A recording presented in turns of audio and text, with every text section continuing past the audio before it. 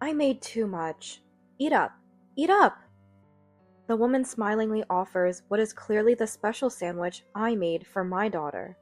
This mom friend, who always ridiculed me for being a single mother, now shamelessly claims my creation as her own. How audacious! Not so long ago, it was expected for married couples to stay together till the end, and divorce was unthinkable. But times have changed. We live in an era of diversity where people freely choose their own paths, and the number of single mothers is rising. I'm one of them. However, I'm a single mother, not by divorce, but because I've never been married. My name is Mia, and I'm 30 years old. As mentioned, I'm an unmarried, single mother. The reason is simple. The guy I was dating disappeared the moment he found out I was pregnant. I decided to raise my child on my own, without relying on him, and I've been doing so desperately. It hasn't been easy, but my daughter Eleanor has grown up healthy and strong, without any major injuries or illnesses, and has just started elementary school. Today, I'm at her school for the election of parent committee members. I arrived much earlier than planned, and the parents' room was almost empty. I checked the seating chart and found my seat. Someone was already sitting next to mine. "Excuse me," I said, as I took my seat. "Please, go ahead," replied the woman next to me with a warm smile. She looked elegant, with perfect makeup, hairstyle, and clothes, the epitome of a classy wife. In contrast, I felt a bit embarrassed about my disheveled appearance, having rushed here on my bike after work. I regretted not having the time to freshen up my makeup.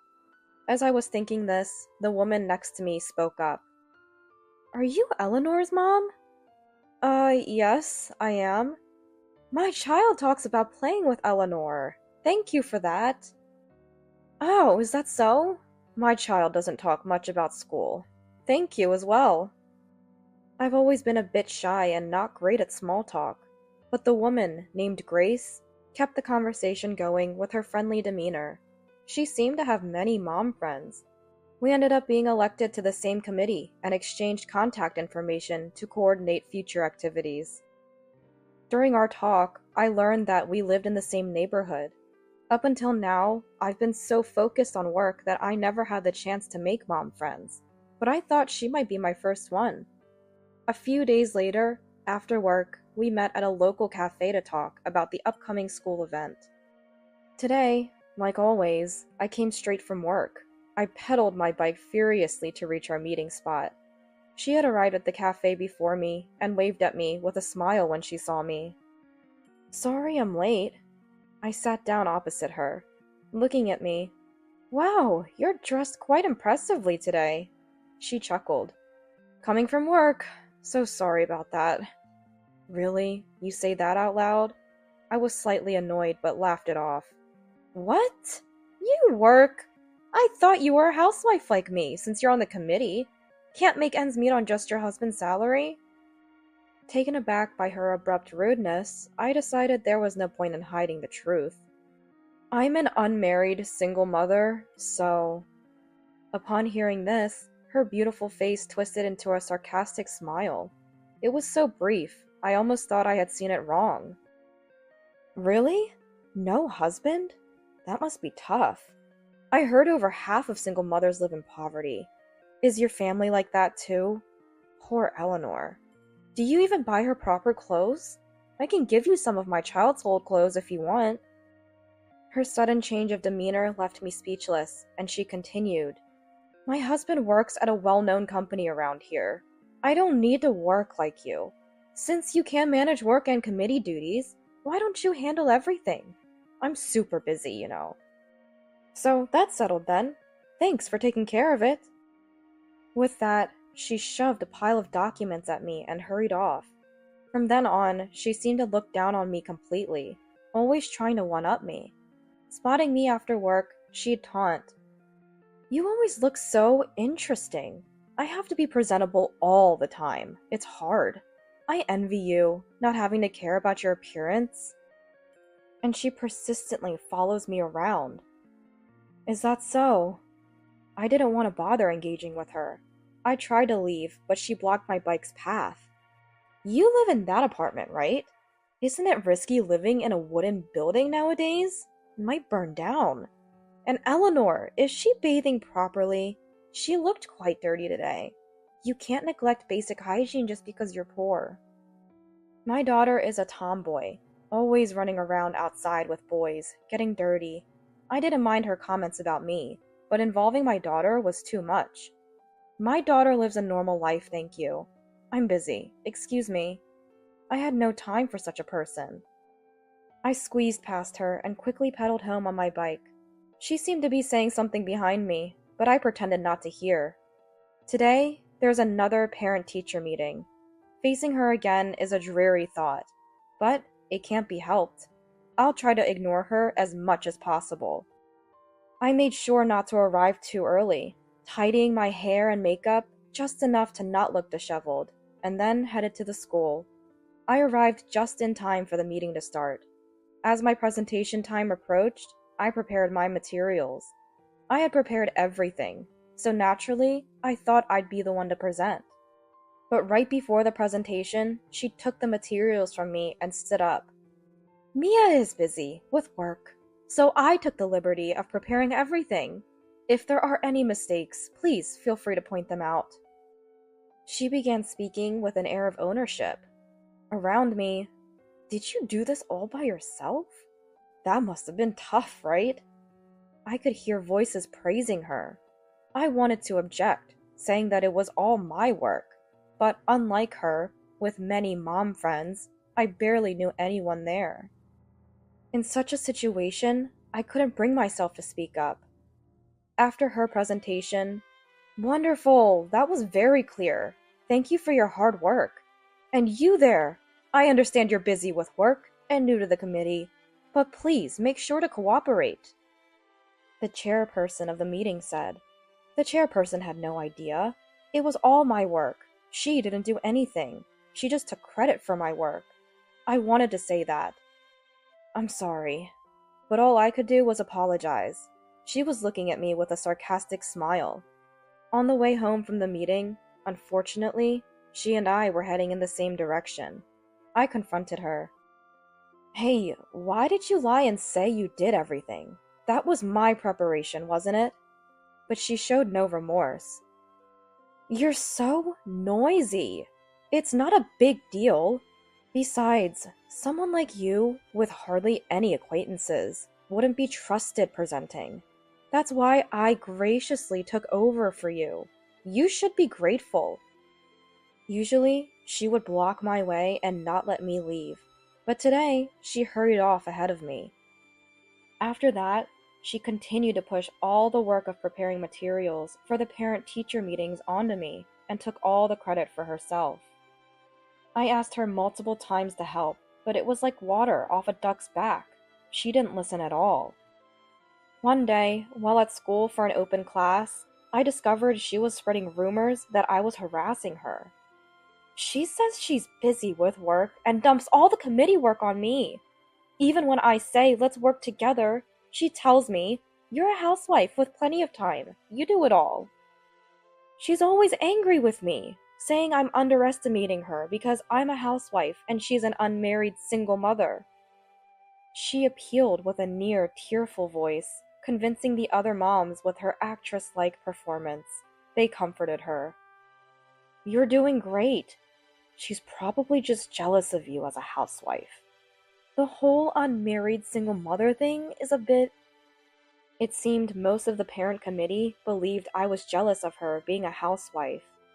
After that, I was blatantly avoided and gossiped about at committee gatherings. Maybe if I had been better at navigating these situations, this wouldn't have happened. But honestly, with my busy work schedule and the infrequent parent meetings, I didn't have the energy to focus on these relationships. I just needed to get through these uncomfortable meetings for 1 year. Then, the season for the sports festival arrived. Thinking about her and the parent committee relationships made me uneasy. But my daughter had nothing to do with that. She was looking forward to the sports festival. I'm excited too. I'll make sandwiches for us. I cheered her up. On the day of the event, I woke up early to prepare her favorite sandwiches. I got a little too enthusiastic, making several cute sandwiches. Make them cute! My daughter had requested, and they turned out colorful and appealing. I even took pictures. There were probably enough for about 8 people. I had fun looking up cute sandwich recipes online and ended up making too many. But my parents were coming to watch their granddaughter in the afternoon, so the 3 adults could probably finish them. My daughter was thrilled. Wow, these sandwiches are amazing! I'll share them with my friends. She was happy, which was good. During the sports festival, there were various tasks for the committee members, leaving little time to relax. Despite securing a good spot and laying out a leisure sheet early in the morning, I hardly sat down. That woman seemed to work hard, but was actually doing nothing, leaving all the heavy tasks to me while she took on the easier, more visible ones. I overheard her complaining again. Mia is dumping all the work on me. It's so hard. But I decided not to care anymore. After a morning of hard work, both my hungry daughter and I were ready for lunch. However, I realized the large bag of sandwiches was nowhere to be found. I had kept valuables with me, but left things like the sandwiches on the leisure sheet. Mom, let's eat the sandwiches quickly. Sorry, the sandwiches are gone. Maybe someone accidentally took them. I asked around, but no one knew where our sandwiches were. Mom, I'm hungry. Where did our sandwiches go? Seeing my daughter almost in tears, I had a bad feeling. I hoped I was wrong, but... Sorry, I'll be right back. Wait here for me. I left my daughter with an acquaintance nearby and headed towards her. I made too much. Eat! Eat! My bad feeling was spot on. She was acting as if she had made them herself, offering our sandwiches to other families. Wow, did Grace make these? So delicious. You're really good at cooking. Moms around were praising my sandwiches.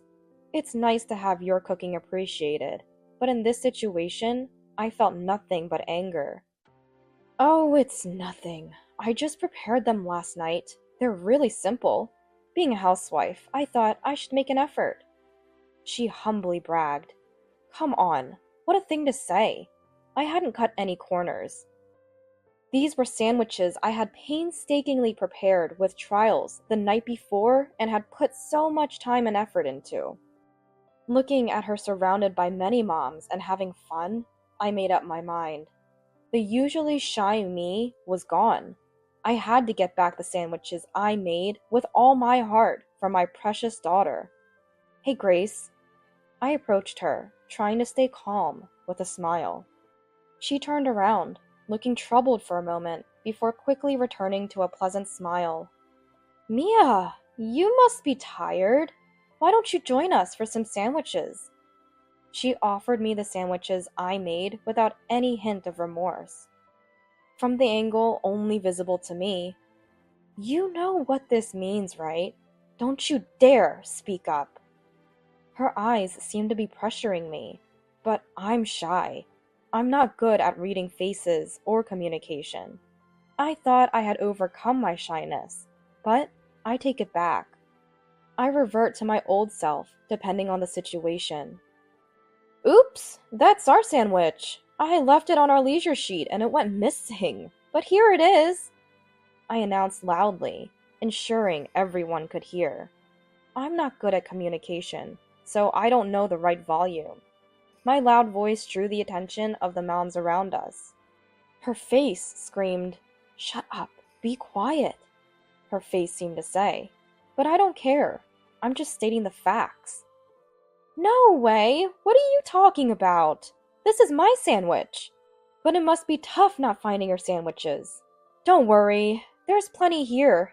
You and Eleanor should have some. She stood up, pretending to comfort me with a pat on the back. Don't you dare say anything more. But her touch seemed to convey. However, I'm not an empath, so I ignored her implied message. No, that's definitely our sandwich, right? I even have a photo as proof. Look, Here." I took out my mobile phone and showed the nearby mom the photo of the sandwich I took this morning. It was unmistakably the same sandwich in front of us. "What does this mean? Why do you have a photo of this sandwich?" The moms who saw the photo on my phone voiced their confusion. Her face turned pale. "It's not like that. It's just a coincidence that the contents of the sandwiches look similar. I didn't steal anything. I made this." She desperately tried to explain. The crowd seemed unsure who to believe, me or her. I decided to play my final card. "Can you check the bag the sandwiches were in? My daughter's name is embroidered on it." "Name?" She let out a surprised squeak. A nearby mom unfolded the bag and checked. "Eleanor's name is embroidered here." Everyone froze at the mom's words. Of course they would. She, who had everyone's trust, was caught red-handed, distributing someone else's sandwiches as her own. Amidst the excited atmosphere of the sports festival, only this corner felt chillingly cold. Whispers started. "Grace took Mia's sandwiches, didn't she?" "Oh no, I ate quite a bit." "I always found her behavior a bit odd, but I never thought she'd do something like this." I decided to expose all her past misdeeds. "That's right.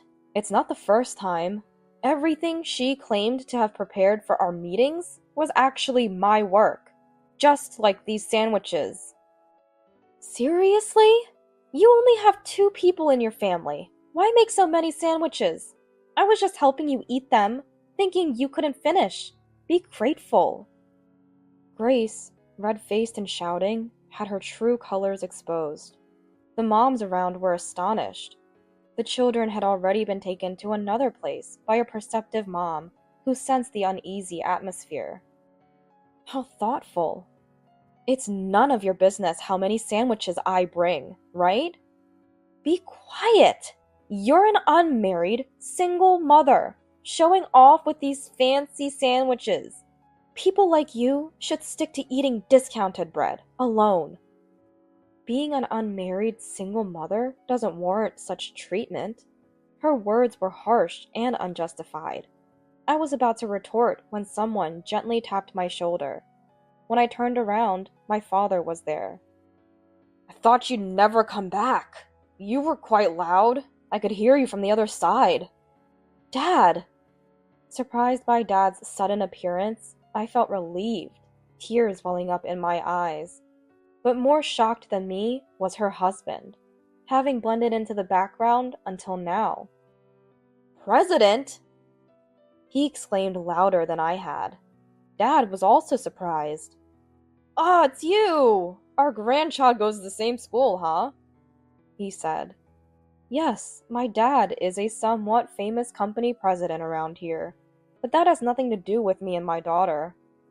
I have no intention of taking over Dad's company and work at a completely different one." Her eyes widened.